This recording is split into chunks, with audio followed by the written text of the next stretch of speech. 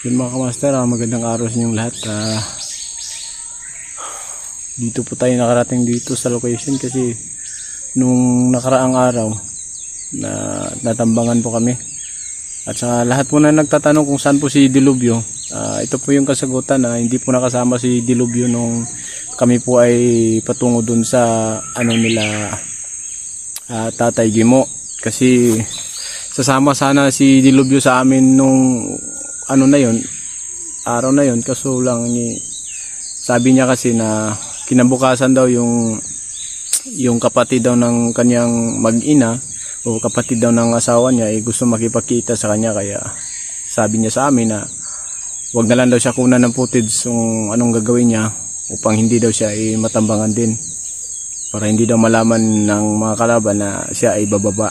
So ngayon sa kasalukuyan si Dilubyo ay nakipagkita pa doon sa kapatid ng kanyang asawa upang pagplanuhin din kung paano mababawi ni Dilubyo yung mag-ina niya doon sa kamay ni Kusak at saka ni Diablo.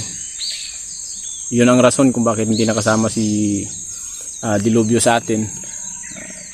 Naintindihan naman namin yun kasi pamilya na yung na pinapag-usapan nila. At saka doon sa nagtanong pala na nakuha ba daw si misteryosong tao. Opo, kasagsagan po ng gabi na tapos na yung basbas ni Tatay Gimo sa bata na pamangkin ni Max Tom. Nagbabala na po si Tatay Gimo sa amin noon. Kaso wala talaga kaming ibang mapuntahan dahil nakita mo naman yun sa video namin na may malaking mga bundok, kumbaga nasa taas talaga kami ng bundok. Makita mo naman yung mga si Cloud sa baba na nandun ako sa taas talaga ng bundok. Doon yung daan patungo doon sa kay Tatay Gimo, kaya minsan magabihan talaga kami ng dating doon kila Tatay Gimo. At sa kasamaang palad po nung sagsagan na pauwi na po kami galing sa pamangkin ni Max Tom, yun nga, natambangan kami. Paglingon namin si misteryosong tao yun na, nakuha na ng mga kalaban. At ako ay hindi rin talaga makapaniwala kumbaga, kasi bago lang yung mga basbas namin. Hindi namin talaga akalain na si Commander Balaw talagang gumante. Kasi yun nga, sa nangyari dun sa mga tauhan niya. Pero alam ko na may awad din ang Diyos na makuha namin si misteryoso. At saka hindi naman talaga kagustuhan na yung nangyari sana maintindihan niyo po kami. Tulad ngayon pinatakas ko nung nakaraang gabi na pauwihan kami nung nadisgrasya si misteryoso, pinatakas ko si Max Tom at saka yung pamangkin niya at ako yung nagpahabol. Hindi mahuli si Max Tom at saka yung pamangkin niya pinatago ko sa mga damuhan. Gumamit siya ng anting-anting din na hindi makikita, tinatawag nating tagulilong. Pero ako yung nagpahabol sa mga tauhan ni Kusak at saka ni para hindi makita sila Max Tom. Nahuli lang talaga sa si misteryoso, kaya si misteryoso yung nakuha. Pero alam niyo naman mga kamaster na sa ganitong bagay kailangan handa yung sarili natin. At wala tayong sisihan na mangyayari. Hindi natin sisihan yung mga kasamahan, bakit siya ganun, bakit hindi siya naman. Hindi natin masisisi lahat ng bagay kasi may mga ganyan na pinagplanuhan na tayo. Kaya kahit anong ingat natin, pero dahil sa pinagplanuhan na tayo, talagang makukuha ka talaga nila. Porque na lang kung alam mo yung plano nila. Pero sa ngayon hindi mo alam yung plano, kaya hindi mo talaga makukuha yung mga galawan nila. So yung mga master, sabayan niyo ako sa aking paglalakbay ngayon. Sana makarating tayo dun sa kuta ng anak ko, dahil lang anak ko mga informer na may mga sabi-sabi na ngayon daw gabi yung anak ko daw pagsapit ng kabilugan ng buwan yung anak ko daw babasbasan na ni Kusak at saka ni Diablo. Kumbaga papainumin daw ng dugo ng itim na tupa. itim na tupa yung ipapainim ng ng commander. So yung mga kamaster, sabayan mo ko.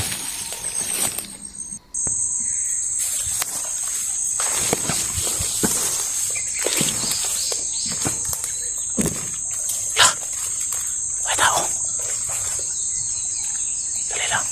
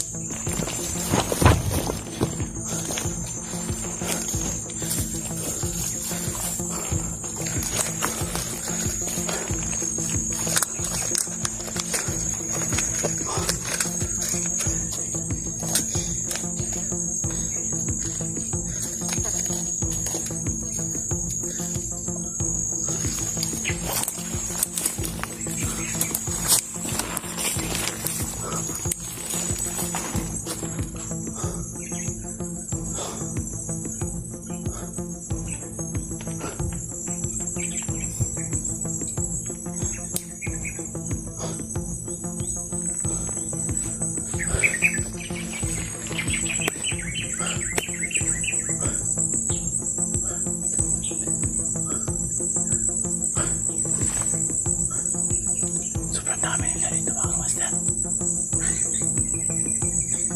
Ang babata pa.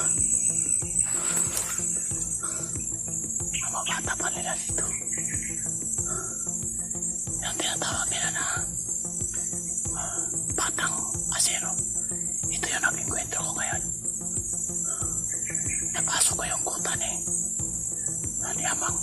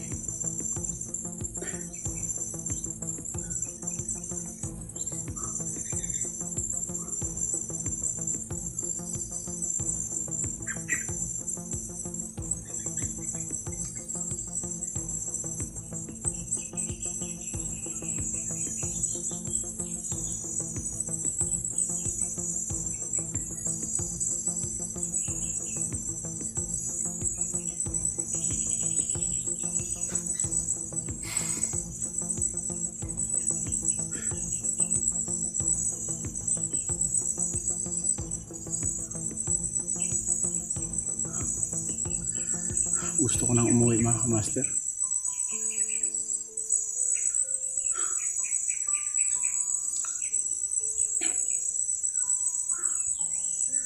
Alam ko may anak din ako dito. Alam, may anak din ako dun sa baba eh. Yung kapatid ng nandito ngayon sa bundok.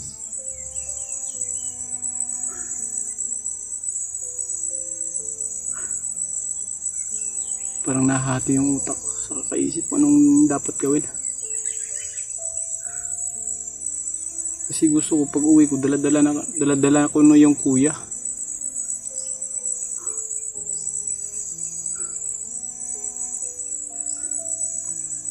Ayoko namang umuwi na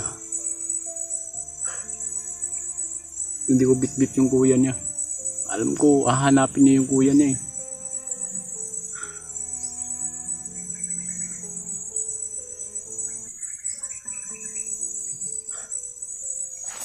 Nakapahirap. Sobrang hirap. Sobrang hirap na talaga.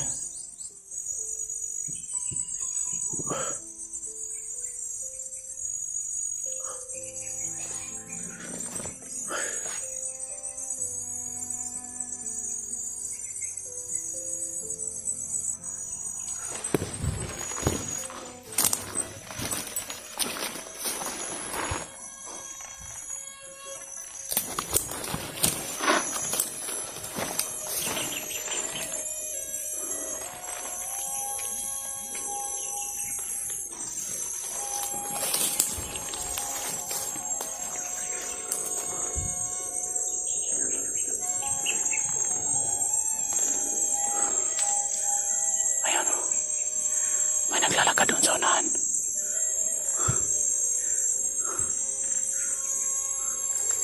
Try natin puntahan.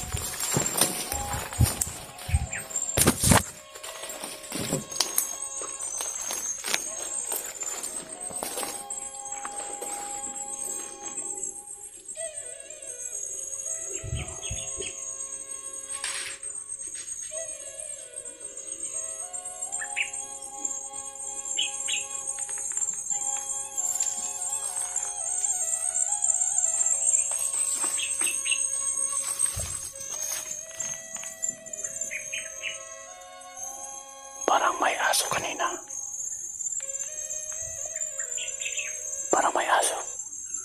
Ibang aso na nakakita ng tao na. Kaya nabigla na wala.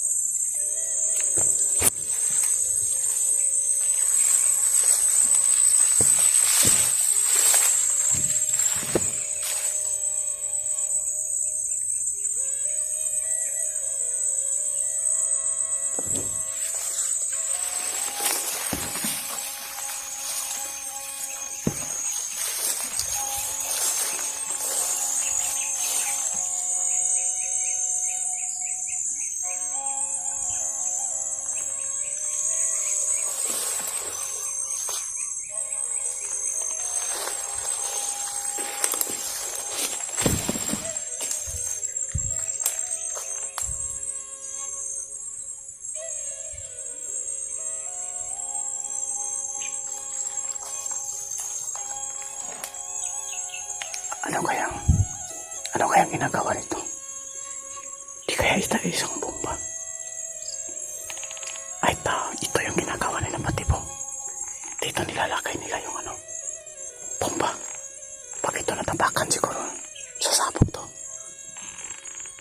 Sobrang dami ng patibong dito.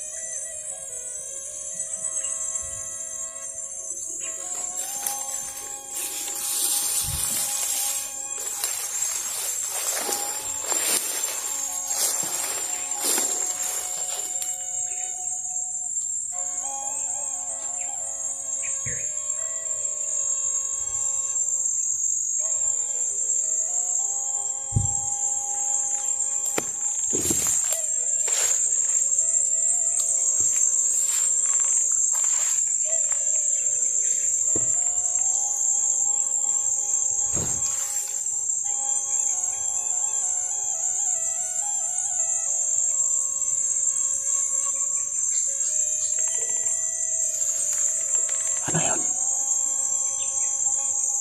Parang may tao doon, ah.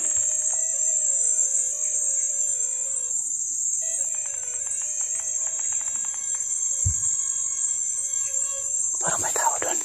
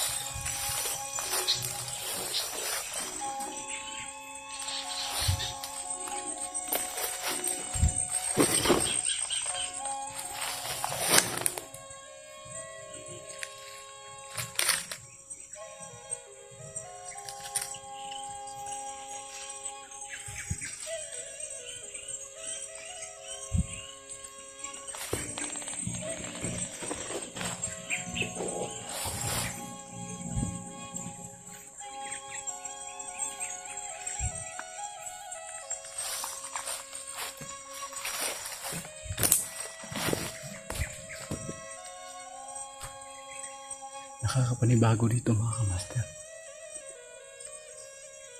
Sobrang Sobrang ano yung bundok ngayon.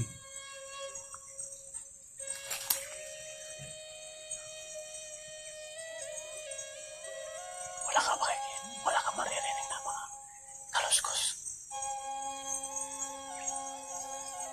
Para bang iba yung kilos ng kabundukan yun.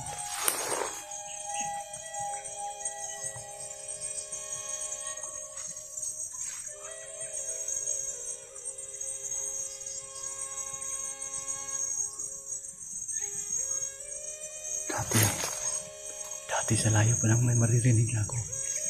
Ngayon wala. Nakakapangilabot yung ganitong sitwasyon, mga kamaster. Para bang may nakalaan sa iyo na panganib. Para bang pinaghandaan ka.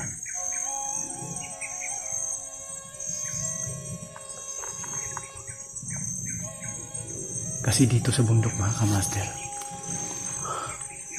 hindi lang bandido o hukbong kilusan yung kalaban mo dito.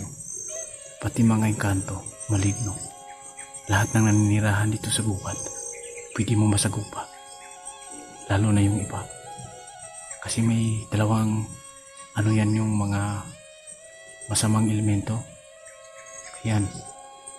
Pero yung mga mababait, hindi yan. Pero kailangan mo talaga mag-ingat dito. Dahil kakaiba yung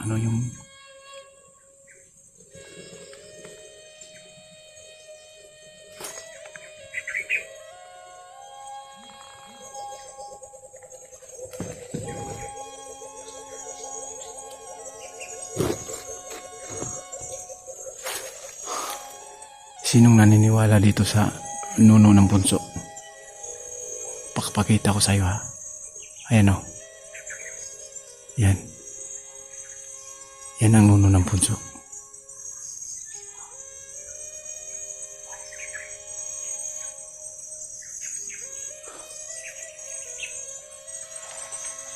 Alam ko may kalaban dito ngayon. Dahil kakaiba yung timing ng gubat. Tingnan niyo yung hangin.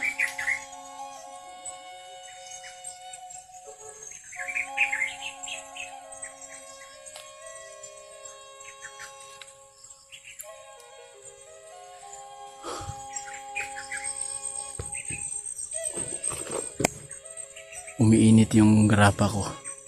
Yung lalagyan ng langis. Nandito sa katawan ko, umiinit. Sa naniniwala lang. Pero kami, 100% kaming naniniwala dito. Dahil araw-araw namin itong dala. Tuwing kami ay mag-i-explore.